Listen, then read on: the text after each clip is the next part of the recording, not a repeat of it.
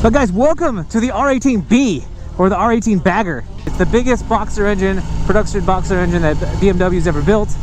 Throttle response here is, I mean, it's somewhat linear, but when you get up and go, holy crap, it goes.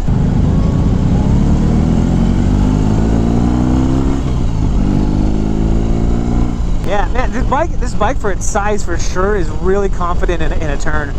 I can get 2 flat feet on the ground. See how well we can take this.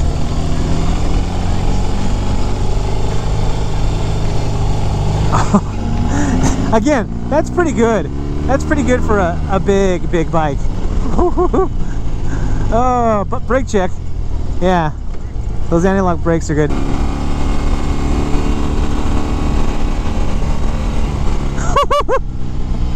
Oh man.